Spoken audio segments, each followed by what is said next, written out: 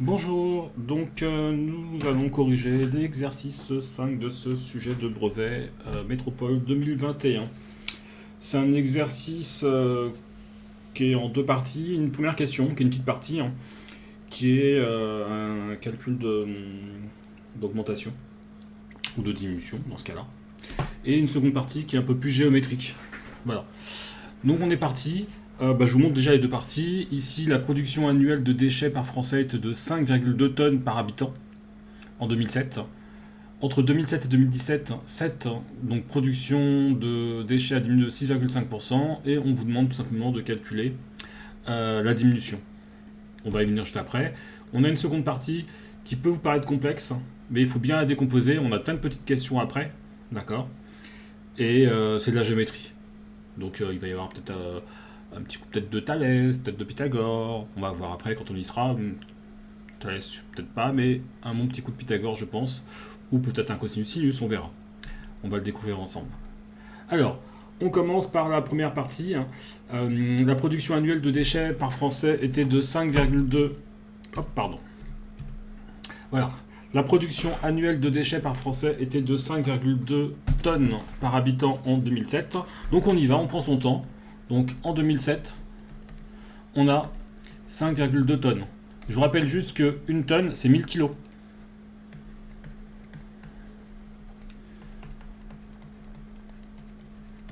D'accord. Et donc 5,2 tonnes, ça veut dire 5,2 fois 1000. Et donc ça veut dire 5200 kilos. Alors vous allez me dire, mais c'est pas possible, je produis pas à moi tout seul 5200 kilos. Parce que si on suppose qu'on a à peu près 365 jours dans l'année, même si on arrondit à 500 jours, ça veut dire qu'on produit quasiment allez, 50 kilos par jour. D'accord.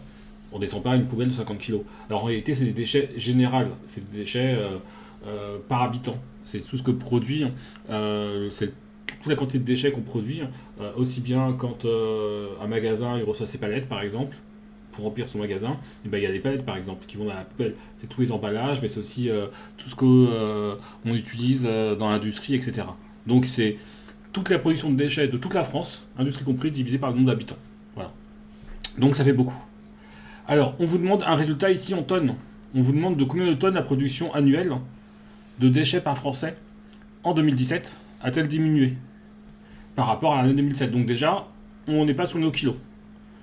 On a une diminution de 6,5%. Donc nous, ce qu'on veut savoir, c'est pas... Donc, on a 5,2 tonnes. On a une diminution de moins 6,5%. On ne cherche pas le résultat qui est ici. D'accord. Faut bien lire la question. On ne cherche pas le x qui est ici, donc là, ce qu'on appelle la valeur finale. Et ici, c'est la valeur initiale.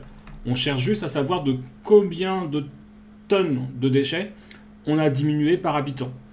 D'accord. Donc en gros, on cherche à savoir combien vaut 6,5% de 5,2 tonnes. Ben, tout simplement, 6,5% de 5,2 tonnes, c'est 6,5 sur 100 fois 5,2 tonnes. On fait le calcul. Donc ben, moi je prends ma petite calculatrice. Donc 6,5, ça fait 0,065. 6,5 sur 100 fois 5, alors 0,065 fois 5,2, voilà, et ça nous fait 0,338 tonnes. D'accord. Et c'est la réponse. On vous demande juste de combien de tonnes on a diminué la quantité de déchets entre 2007 et 2017 en 10 ans par habitant.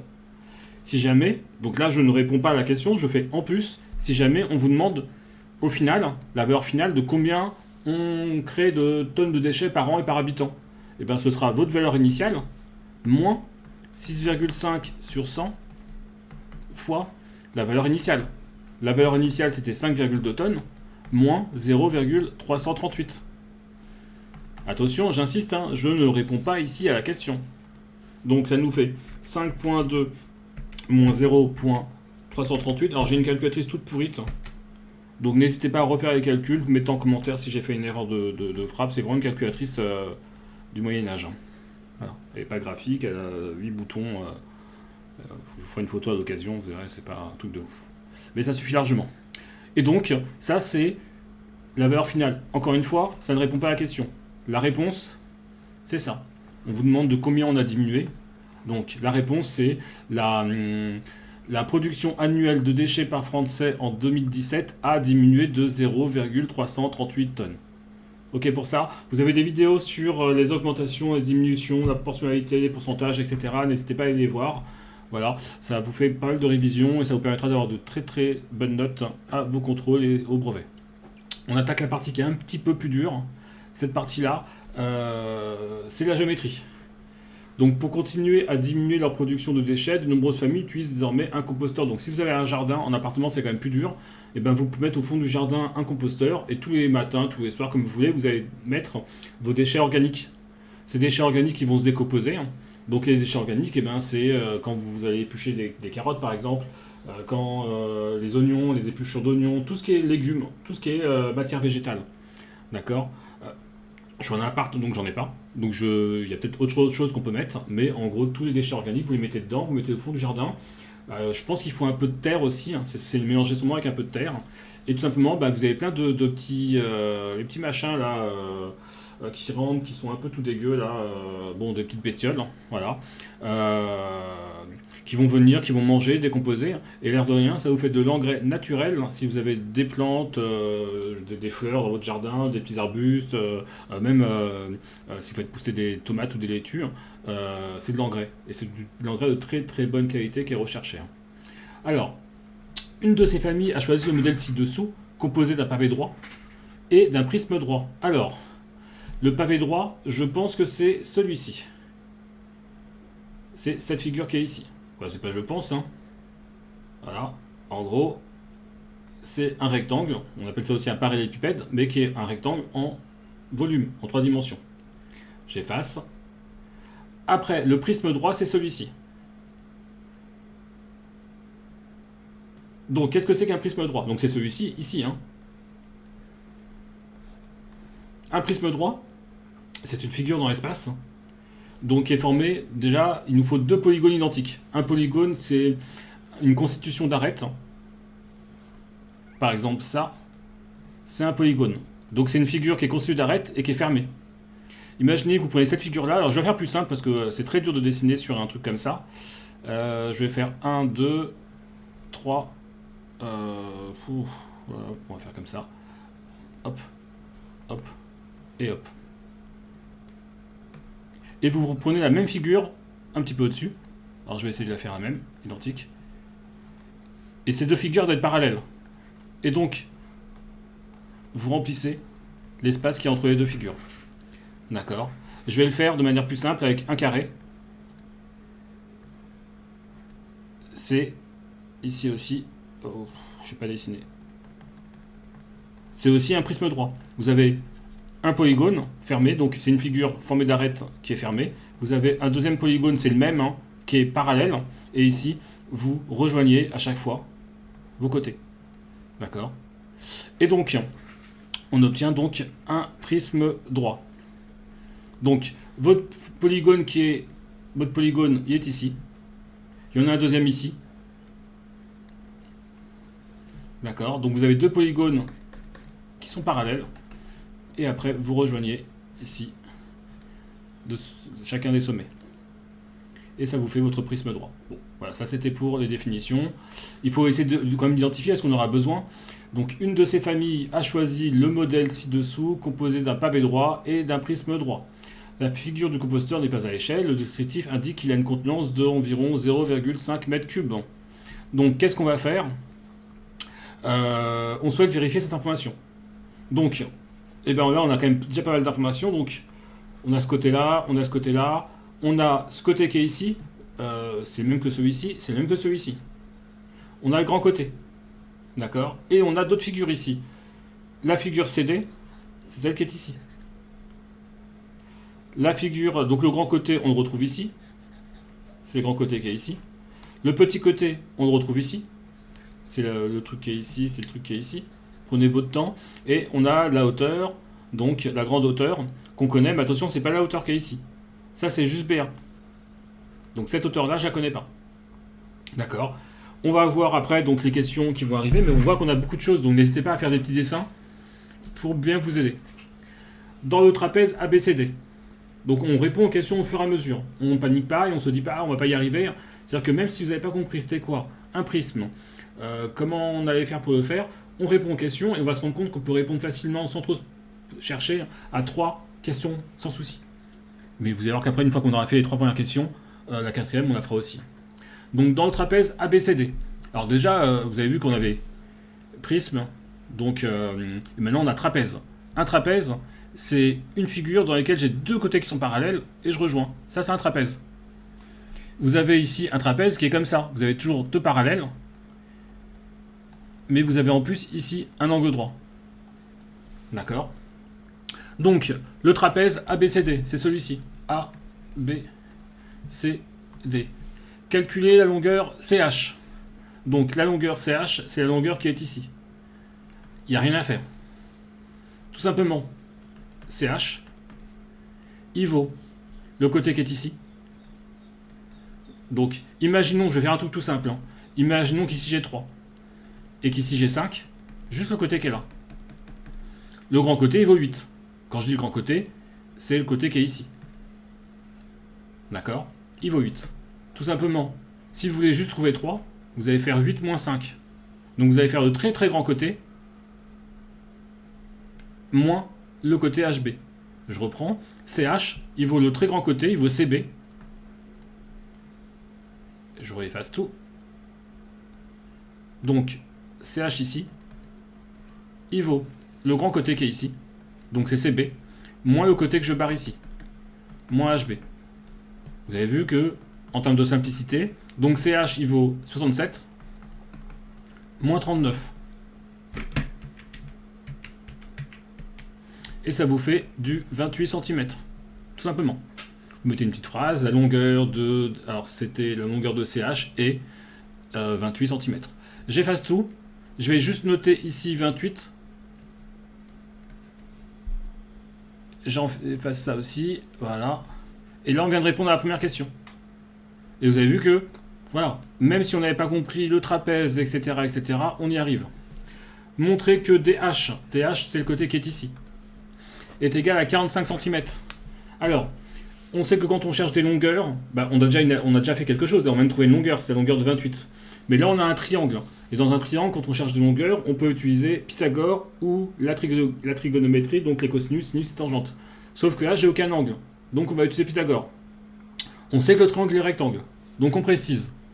Le triangle, donc on sait qu'il est rectangle ici. Donc je précise dans quel triangle je travaille. Le triangle, donc je répète, là je suis sur la question B et je cherche la longueur DH. Donc le triangle CHD est rectangle en H. Donc j'ai mon angle droit, que je refais, il est là.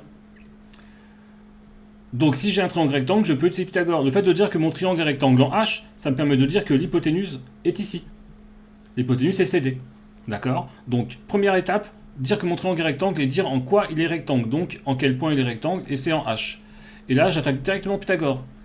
D'après le théorème de Pythagore,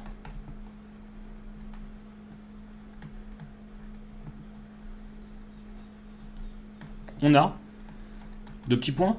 On prend le plus grand côté, donc l'hypoténuse, CD, on le met au carré, est égal à CH au carré plus HD au carré. Vous avez une vidéo sur Pythagore et sa réciproque. Je rappelle que Pythagore, c'est pour calculer dans un triangle rectangle, donc on sait qu'on a un triangle rectangle et ça nous permet de calculer un côté qui manque. Et la réciproque, ça nous permet de démontrer qu'un triangle est rectangle. Là, on cherche un côté qui nous manque, donc c'est le théorème de Pythagore. On remplace.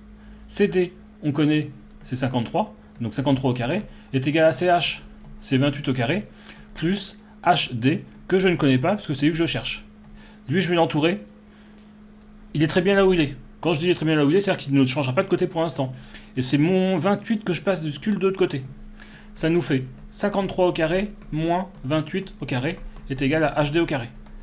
Là, alors, vous prenez votre calculatrice, on y va tranquillement. 53 fois 53, moi j'ai pas de parenthèse sur ma calculatrice, donc je suis obligé de le faire par étapes. Ça nous fait 2809.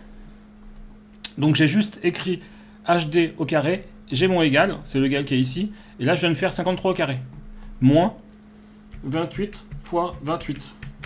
Alors je connais pas l'étape de 28, hein, donc je le fais à la calculatrice. HD au carré est égal à 2809 moins 784. 2025. Alors là, je vais prendre mon téléphone parce que j'ai pas de racine sur ma... Ah si, j'ai une racine. Et donc, vous précisez bien que HD est positif. Et donc, HD, il vaut racine de 2025. Et vous prenez votre calculatrice et vous faites racine de 2025. Et racine de 2025, c'est 45 exactement. Et après, vous mettez une petite phrase. Hein. La longueur de HD, de DH, c'est pareil. Hein, j'ai mis HD ou DH, c'est absolument pareil. Et de 45 cm. Voilà, on a fait la question B. Et vous avez vu que c'était pas très long. Pythagore, vous le faites depuis la 4e. Donc normalement, vous devez pouvoir l'enchaîner tranquillement. Apprenez par cœur la rédaction que je viens de vous faire. C'est assez basique. Ok, je vais effacer un petit peu maintenant. Faites pause hein, si vous avez besoin de revenir. Faites marche arrière, etc. C'est vraiment pas compliqué à faire. Et c'est des points qui sont donnés. Donc vous n'aurez aucun souci hein, pour avoir tous vos points sur ces deux premières questions. Voilà, j'efface ça. Et on va passer à la question C. Et comme je vous l'avais dit, au début, l'exercice il semblait compliqué. Et on se rend compte pour l'instant que on avait une petite longueur à calculer. C'était juste une soustraction. Et un petit Pythagore qu'on fait depuis l'année dernière. Donc, il n'y a pas de souci. Voilà. C'est effacé. On passe à la question C.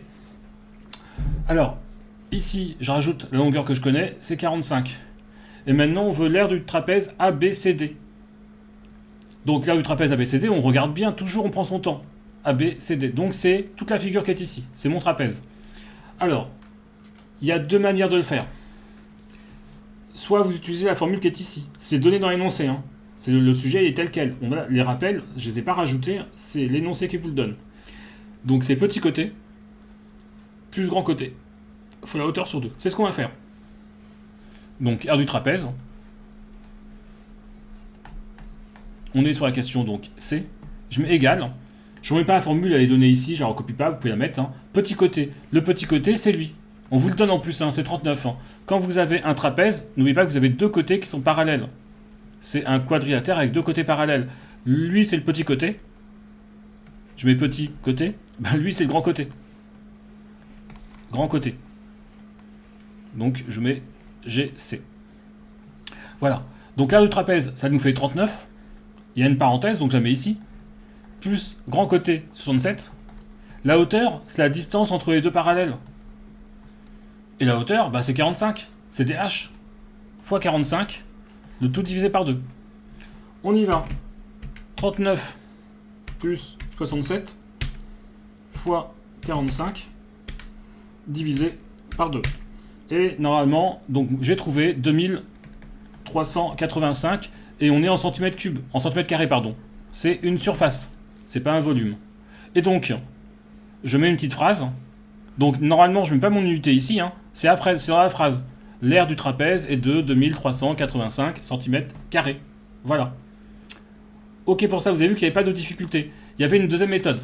Si jamais vous n'avez pas vu, et ça va arriver beaucoup, hein, pour beaucoup d'élèves je pense, vous n'avez pas vu qu'on vous donnait la formule, vous ne savez pas utiliser.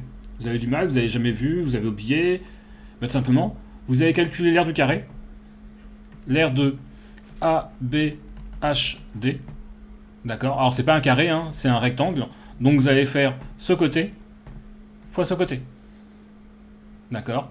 Donc petit côté, la longueur qui est ici, donc l'aire d'un rectangle, c'est l'un des côtés, donc c'est longueur fois largeur.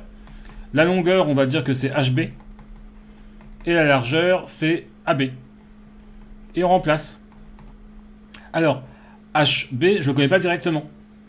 Mais je sais HB, hop, ici. HB, je sais que HB, ce sera 67 moins 28. Ici, la longueur qui est ici.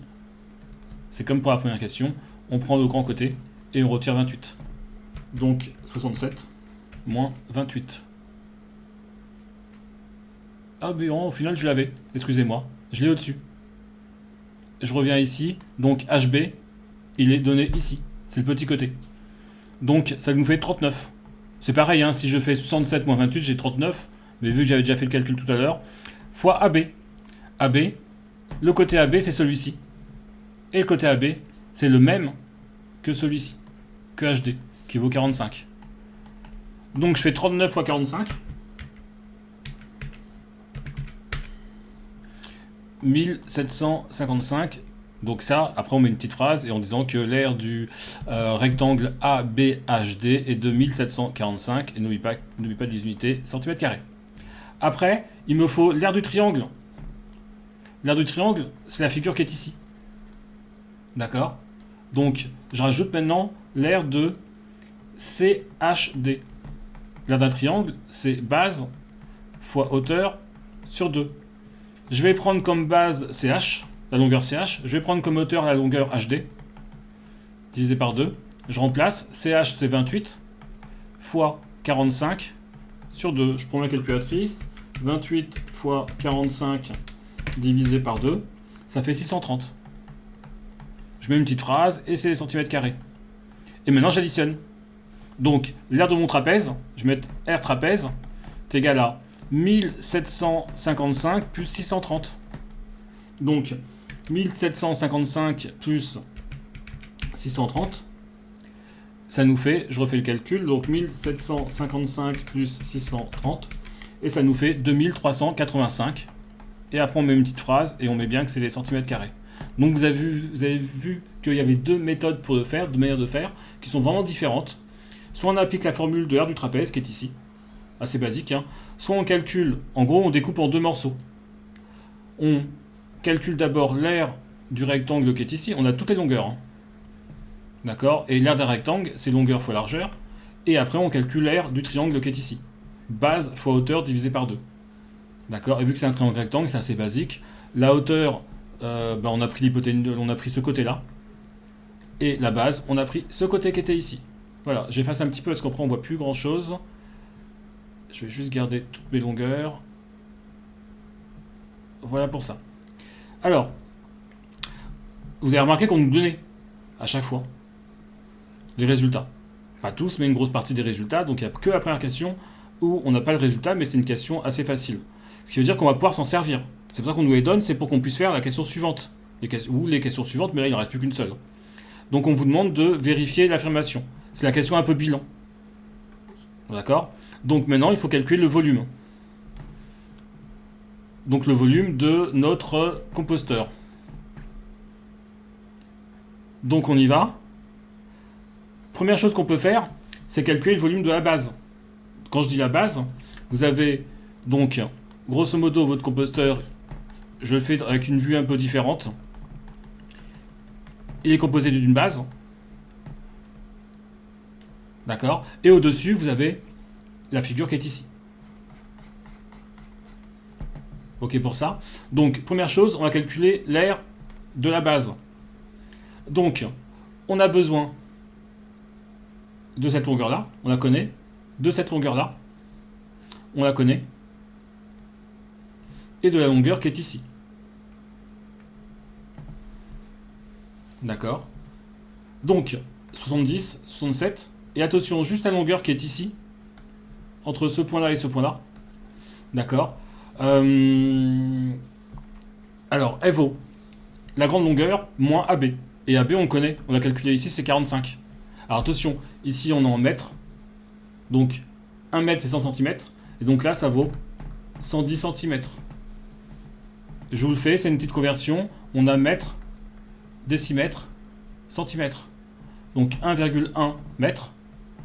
Je pousse mes virgules jusqu'au centimètre et ça nous fait 110 cm. Voilà, pour ça, n'hésitez pas, il y aura des petites vidéos où il y a des vidéos sur les conversions. Donc, je vais effacer ça. Alors, je réefface ça et je vais bien mettre ici 110 cm. Donc ça, c'est le grand côté. Moi, ce qui m'intéresse, c'est le côté que j'ai fait en rouge ici. Ici, juste entre ces deux points-là. Bah, tout simplement, cette longueur-là, elle vaut 110 moins la hauteur. La hauteur, c'est celle-ci. c'est la longueur AB, et cette longueur AB, elle vaut DH que j'ai déjà calculé. C'est pour ça que les questions d'avant, il faut les avoir fait. Donc, 110 moins 45, on obtient 65 cm. Ok pour ça. Donc, je vais pouvoir calculer le volume qui est ici. Le volume qui est à l'intérieur. Et après, je rajouterai le volume qui est au-dessus. Donc, on est parti. On calcule en deux parties. En réalité, je pourrais le faire aussi en une partie, mais je trouve que c'est un peu compliqué de le faire en une seule partie. Donc, j'efface tout ça. Je vais appeler le volume de ma base volume 1. Donc, volume 1. Donc, c'est le volume de mon parallélépipède. D'accord? Donc, c'est l'aire de la base fois la hauteur. L'aire de la base, c'est 70 fois 67 fois mes 65. Je reprends, j'ai fait la base 70-67, c'est un rectangle. Et la hauteur, la longueur qui est ici, elle vaut 65. Donc, on est parti, 70 fois 67 fois 65. Je refais le calcul pour être sûr. Pour l'instant, je note ce que j'ai trouvé. Donc, j'ai trouvé 30 000. Donc, pas 30 000. Un 30, un 48 et un 50. Donc, 304 850 et on est en centimètres cubes. Donc, je revérifie parce que, vu que j'ai une calculatrice vraiment du Moyen-Âge, donc 30, 48, 50, donc 304 850 cm3. Ça, c'est le volume qui est à la base. J'efface ça, j'efface ça, j'efface ça, j'efface ça. Et maintenant, je veux le volume de mon prisme droit qui est au-dessus. Le volume d'un prisme, c'est quoi? C'est l'aire de la base. Et donc, on va considérer que ça, c'est ma base. Et la distance qui sépare les deux bases. L'autre base qui est de l'autre côté, qu'on ne voit pas, qui est supposée être ici. Donc, le volume 2, R base, fois encore la hauteur. L'aire de la base, on a déjà calculé. D'accord? L'aire de la base, c'est le trapèze ABCD. D'accord? Donc 2385, on est en centimètres, c'est nickel. Fois la longueur qui est ici. La longueur qui est ici, c'est 70. Fois 70. Donc 2385 fois 70, ça nous fait encore un gros chiffre. Donc 166 950 cm3. J'additionne tout ça. Je vais faire le volume total, c'est V1 plus V2. Donc 166 950 plus 304 850. Donc pareil, on obtient un gros chiffre. 471 800 cm3. Et là, il suffit juste de convertir. N'oubliez pas que quand on a des mètres cubes, donc mètres cubes, décimètres cubes, centimètres cubes, on a 3 cases à chaque fois. Tout à l'heure, des mètres carrés, centimètres carrés, décimètres carrés, centimètres carrés, j'avais mis 2 cases. Donc ici, j'ai 471 800 cm3, c'est-à-dire que mon 800, il est ici. Mon 471 est ici. Et si je veux convertir en mètres cubes, je vais jusqu'au mètre cube, jusqu'à la première colonne des mètres cubes, et je mets un 0 ici. Et donc tout ça, ce volume-là, le volume total, il vaut à peu près, il vaut exactement 0,471 800 mètres cubes. Si j'arrondis, ça fait à peu près un volume total de 0,5 mètres cubes. Donc, si on arrondit qu'avec deux chiffres après la virgule, si on arrondit avec deux chiffres après la virgule, ça nous fait 0,47. On pourrait dire, on est un petit peu en dessous. Si on arrondit avec un chiffre après la virgule, on est bien à 0,5. Et donc la réponse est vraie, l'affirmation est vraie. Donc vous avez vu que la dernière question était un peu plus dure. Et c'est là où on fait la différence entre ceux qui vont avoir un 15, un 16, un 14, et ceux qui vont pouvoir chercher le 10, 19 ou 20. Prenez le temps, et surtout réfléchissez à ce que c'est qu'un prisme. Allez chercher sur internet, ou regardez des vidéos que je vais vous faire. Et comment on calcule des volumes, vous aurez des vidéos dessus. Je vous ferai tout avec volume de cônes, de pyramides, etc. Vous aurez la totalité. Donc n'hésitez pas à aller les voir. Le but, si vous cherchez vraiment à avoir une bonne note, c'est d'avoir aucune lacune. Il faut que quand on vous dise un prisme, vous savez c'est quoi. Quand on vous dit un parallélépipède, vous savez c'est quoi. Le volume, vous savez c'est quoi. Les surfaces, surface d'un triangle, surface d'un cercle, surface, etc. Il faut que vraiment tout soit parfait. Voilà. Et ben écoutez, à une prochaine vidéo. Et puis bonne révision.